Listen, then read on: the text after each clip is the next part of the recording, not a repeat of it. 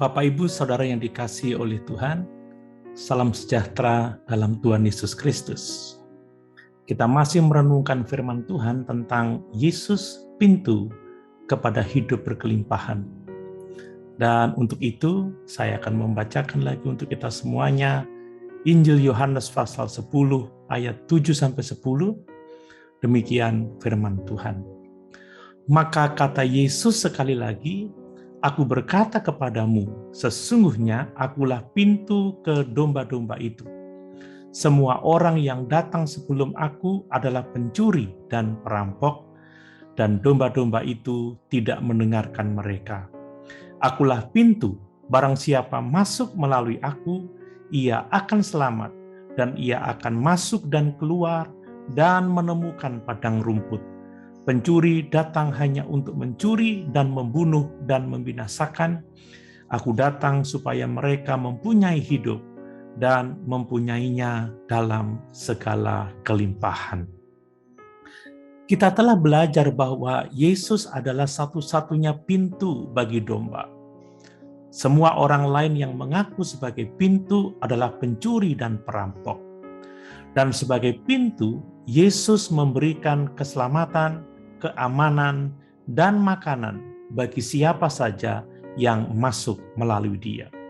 Pada kesempatan ini saya akan mengemukakan bahwa untuk menikmati keselamatan, keamanan, dan berkat makanan dari Yesus, kita harus masuk melalui Dia. Sebab berkat Yesus adalah untuk setiap orang dan semua orang yang masuk melalui Dia.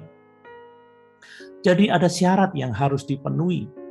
Dalam Yohanes pasal 10 ayat yang ke-9 kita membaca tadi, yaitu barang siapa masuk melalui aku. Undangan ini terbuka untuk siapa saja, terbuka untuk semua orang, tetapi kita harus masuk melalui Yesus saja. Tidak ada cara lain. Bagaimana kita bisa masuk melalui pintu yang adalah Yesus? Nah, ini adalah tema seluruh Injil Yohanes. Yohanes menulis tanda-tanda yang Yesus lakukan. Dalam Yohanes pasal 20 ayat 31.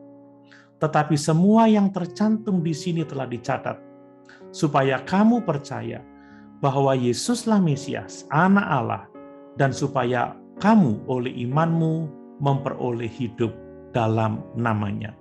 Demikian juga di dalam Yohanes pasal 1 ayat yang ke-12. Tetapi semua orang yang menerimanya diberinya kuasa supaya menjadi anak-anak Allah, yaitu mereka yang percaya dalam namanya. Atau juga di dalam Yohanes pasal 3 ayat yang ke-16. Karena begitu besar kasih Allah akan dunia ini, sehingga Ia telah mengaruniakan anaknya yang tunggal, supaya setiap orang yang percaya kepadanya tidak binasa, melainkan beroleh hidup yang kekal. Masuk melalui pintu Yesus berarti percaya kepada Dia sebagai Kristus, Anak Allah yang telah mati untuk dosa-dosa kita dan telah dibangkitkan dari antara orang mati. Sudahkah kita melakukan semuanya itu? Sudahkah kita menaruh kepercayaan kepada Yesus sebagai satu-satunya harapan untuk hidup yang kekal?